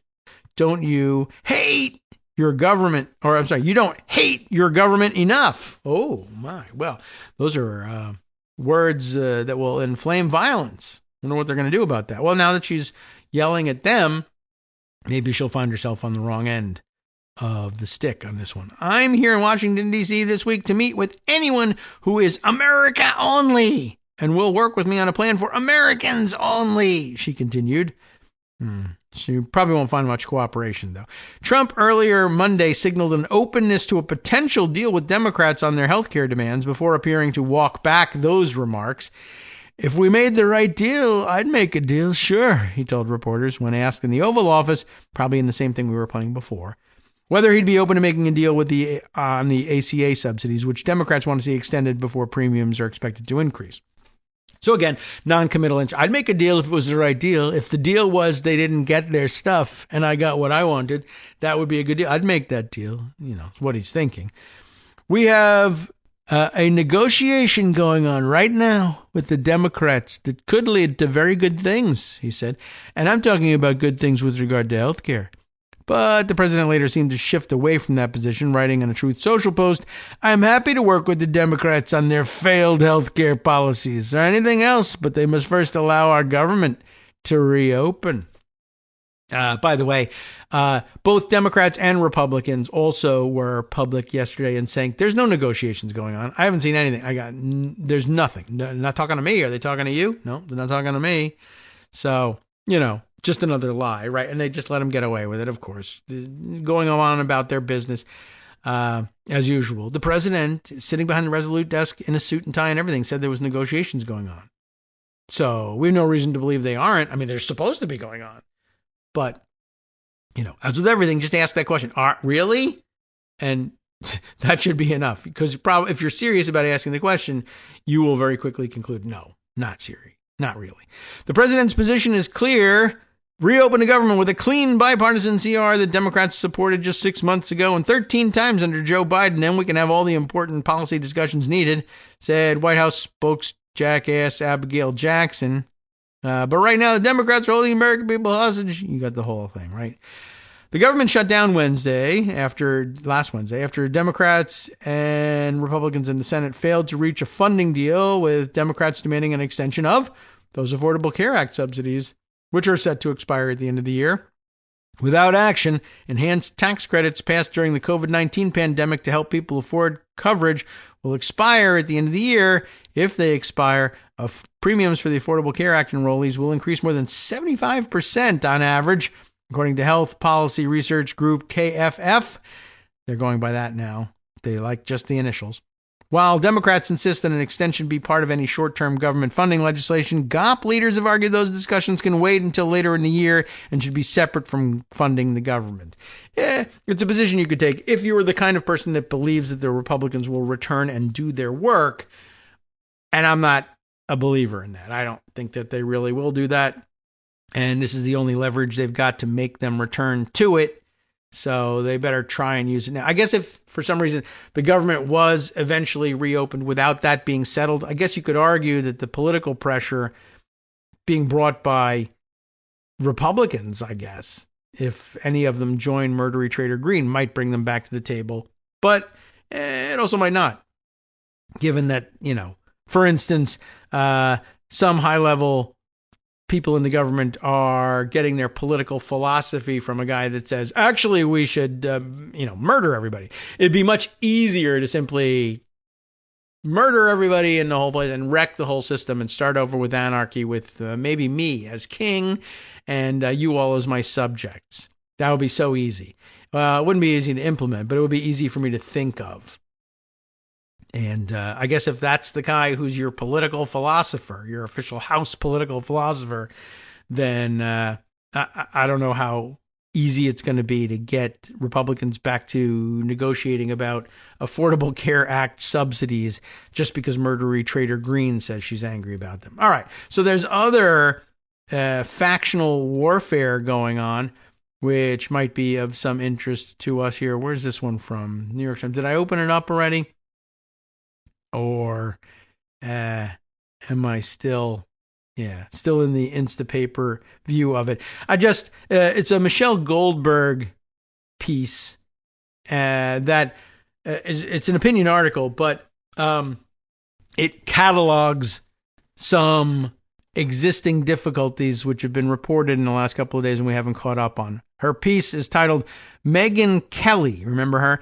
Megyn Kelly knows which way the winds are blowing. I don't know what she's doing about it, but she appears to think that Megyn thinks this. At any rate, so this is just from yesterday. What's the story? Megyn Kelly, it seems safe to say, understands her audience. Since she was pushed out of TV news in 2019, the biting conservative commentator has built herself an enormous online audience online. She has over 4 million subscribers. I don't know how many of them are bots. She seems... this is another overarching story, by the way. Between bots and attention, or aura farming, as the kids say, and AI content generation and other tricks to boost what looks to be the metrics we use to measure whether something is popular or not. She's been successful there, but I think that's the case across the board. You'll find if you're ever astonished or if you ever gasp, why would 4 million people be following her? Well, she was once famous, so it's possible. But I mean, if I told you, and I mean, I don't have any information that points to this at hand, but if I told you that, I don't know, I would guess if 2.7 million of those followers were just bots or people who are like, well, I'll click the follow button, but I don't read anything. I would be counted as a follower of a lot of things I don't read or listen to or value at all, but I can't seem to ditch them out of my mailbox. Most notably, just to shift gears and call somebody out that probably doesn't deserve to be compared to Megyn Kelly. The Denver Post, I once see that, and this, you were wondering why I didn't do the Telegraph thing today. It's not a paywall. Just sign up with your email. You'll be able to read the article. I did that once with the Denver Post. I have clicked unsubscribe every possible way. It will not do it. I spend 15 minutes a day deleting emails from the Denver Post unread because I'm not from Denver. I don't need the Denver Post telling me what's going on.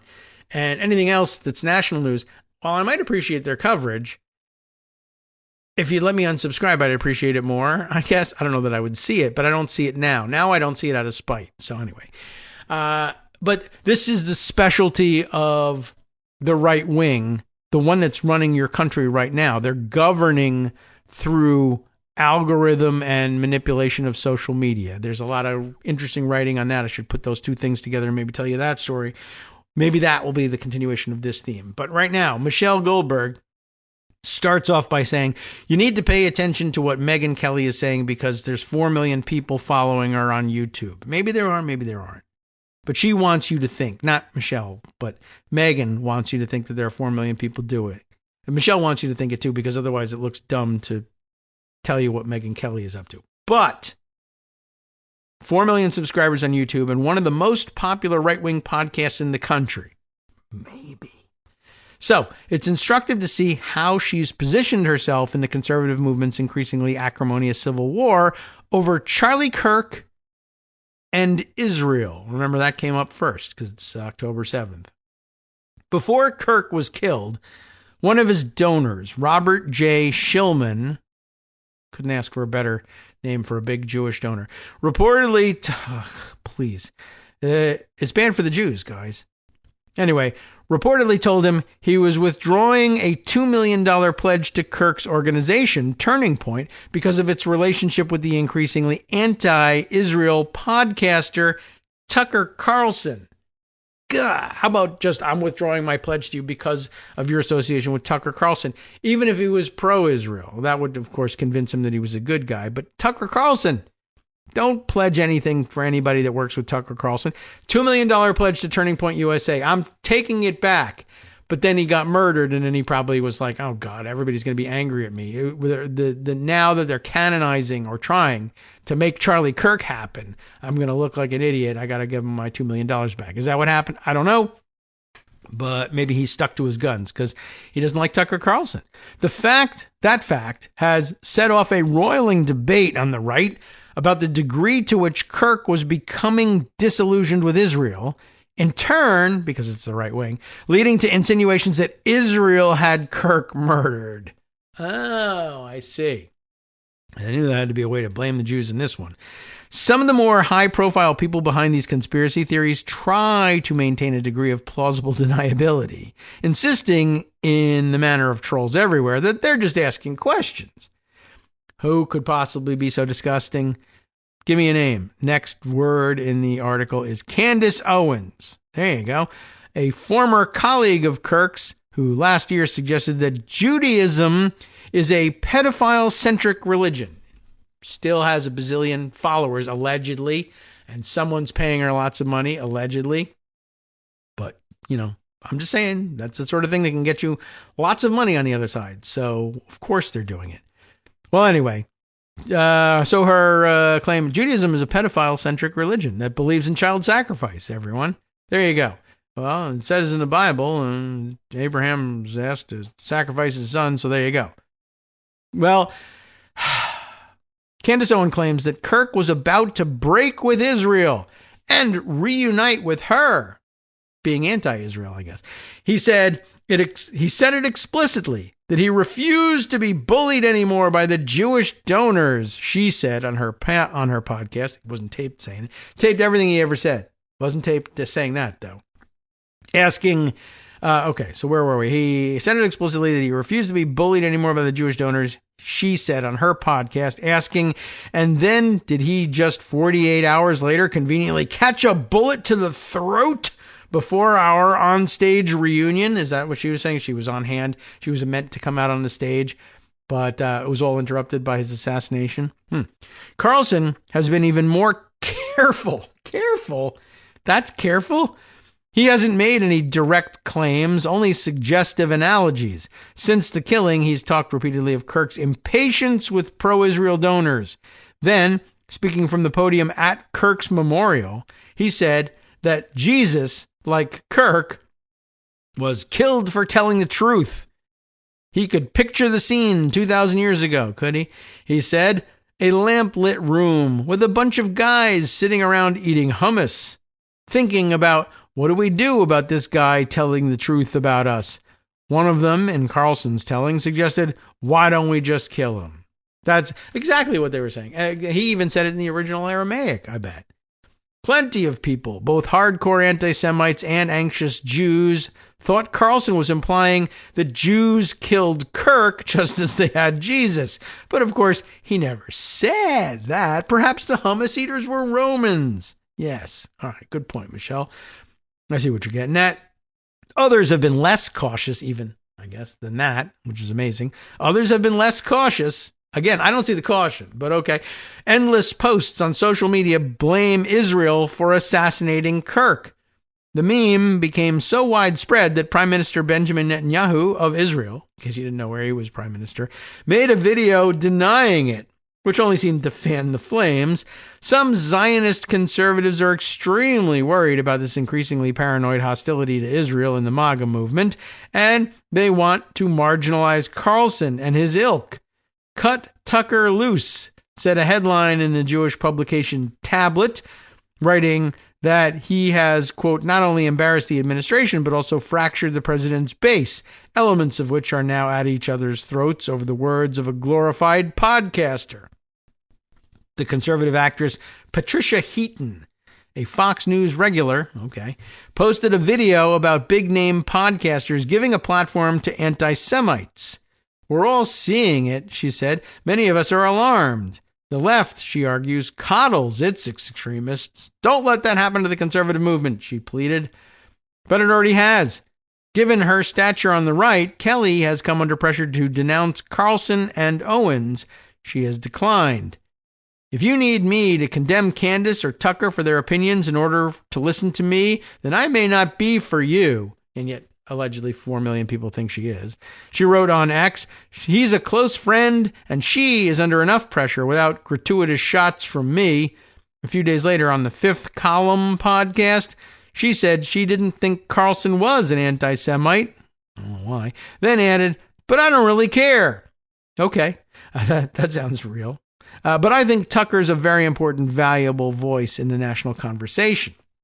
Last month, Kelly went to Virginia Tech, filling in for Kirk on what was supposed to be his college tour. A student brought up claims the white nationalist Nick Fuentes has made about Israel. He didn't identify which ones, and said he was having a hard time discerning truth from falsehood.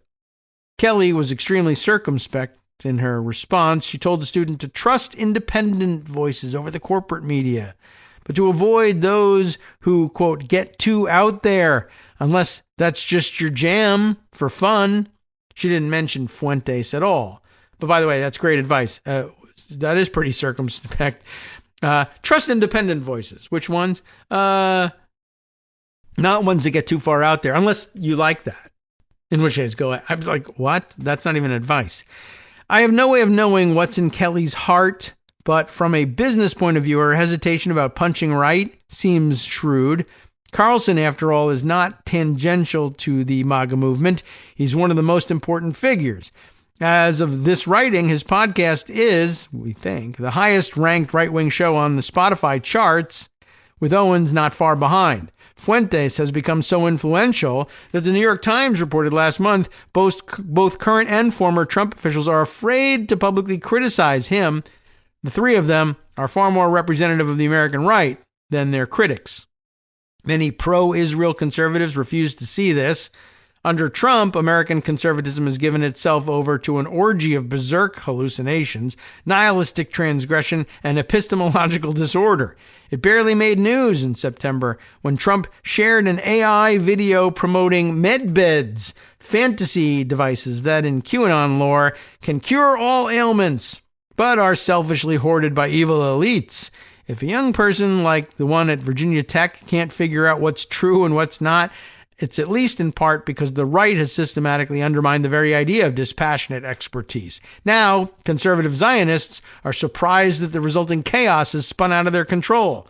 Consider Dinesh D'Souza, probably best known for 2,000 Mules, the conspiracy film about the 2020 election, for which he has been sued and had to publicly apologize.